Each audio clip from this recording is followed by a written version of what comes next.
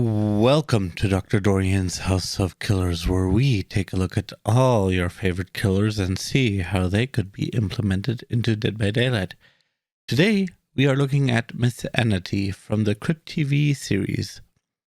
In case you're unfamiliar with Crypt TV, they do a lot of horror short movies on YouTube, link in the description. With Miss Annity, we will always start with the base metrics. Speed 115%, 4.6 meters per second. The size would be medium and the terror radius would be big. Map effect would be invisible till survivors are marked, so similar to the original Freddy. Marked survivors give visibility to unmarked survivors, so the marking effect takes place, and as soon as a survivor is marked, he can see Miss Annity as well as the unmarked survivors can see Miss Annity. However, unlike to classic Freddy, the only unmarked survivors can remove the mark of a marked survivor. Maybe there would be some kind of interactable object like the watches or the something like that nowadays, but hooking would not remove the mark, unlike Freddy, and failed skill checks would not remove it, unlike Freddy, or Freddy with some add-ons, whatever you want to look at it. So there are only two ways to get it removed. One is through other survivor, and the other is through some kind of interactable object or something like that. Maybe. First power, marking. Marking takes effect 15 seconds after access after 15 seconds and gives access to different powers. First power. Power 1. Hindering double. Survivors see an evil image of themselves and are faced with a skill check. Failing the skill check gives a notification to the killer and hinders them. These skill checks automatically trigger. This is thing more or less. It's like an illusion of the doctor that maybe even wiggles around the survivors or does stuff. And every now and then an additional skill check comes and alternate power 1, injuring double. Survivors are faced with a skill check. Failing the skill check shifts the survivor into a correction dimension.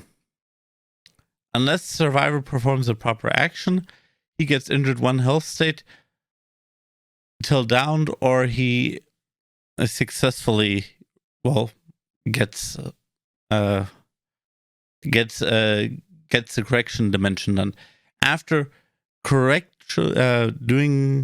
successfully completing the correction dimension, this effect would probably remove because it's a little bit too powerful otherwise. But the skill check for the injuring doubled will automatically trigger until the person gets into the correction dimension, and if he fails the correction dimension as a healthy survivor 2 or 3 times, unless he heals himself, he gets downed. Power 2, webbing. Windows and pallets can be webbed to prevent vaulting and dropping. Webbing lasts for 60 seconds. Survivors can destroy webs. It's the same action as cleansing a totem, so same duration, stuff like that. You have 3 charges, and as long as 1 is up, so the time hasn't expired or it hasn't been cleansed, you don't get a new charge. But once that is removed or whatever, you get a new charge. Alternate power 2, Cocoon. Totems, dull, and hex are all visible to Miss Annity and can be placed in a cocoon. Removing is the same action as cleansing the totem. So in effect, if you put on a hex totem, it takes 2 times the time. It would be 3 charges again. Although in this case, I would probably make it so that you can't re-cocoon a totem right after the cocoon has faded or it has been removed or something like that, because that would be too broken. You would have to I don't know, wait a certain amount of time, or you'd have to put it on a different totem or something like that. Maybe kind of hard to, or maybe it's only 3 charges and it doesn't replenish, something like that. Okay, power 4, final marking. Activates after the final gen is done. All survivors are marked. So depending upon what power you have active, like the hindering double or the injuring double, both of them have effects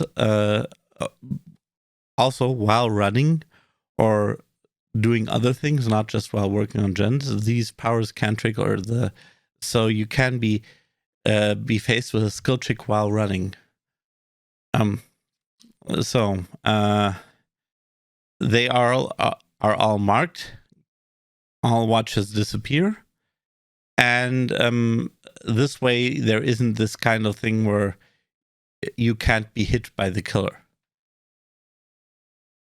And then there's a final little bonus power, I would call it, because it actually only works with Moris and with Devour Hope and things like that.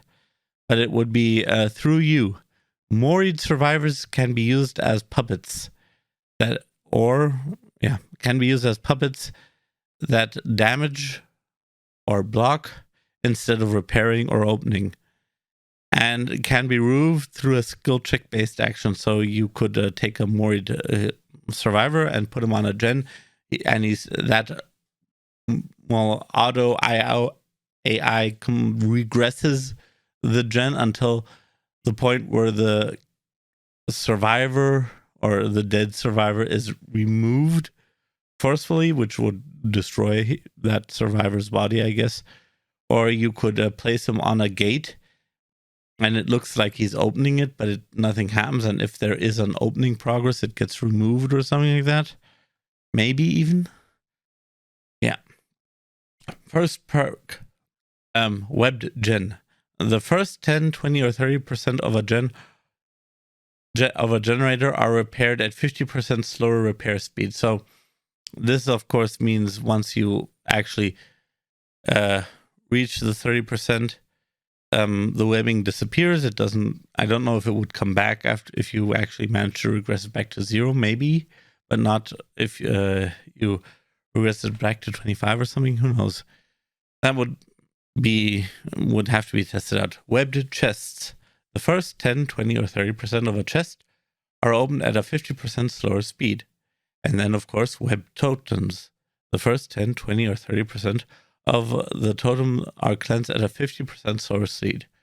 Those would be the 4 perks, because I think they fit to the spider theme pretty well.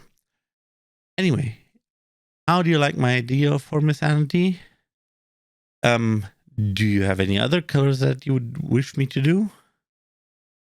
In case you haven't seen yet, there's a playlist up there.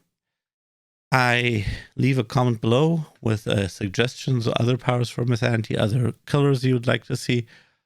Also, come into my Twitch. I stream every Monday, Tuesday, and every other Wednesday and Friday. I wish you all a happy 2021. 2021, yes. And until next time, toodles.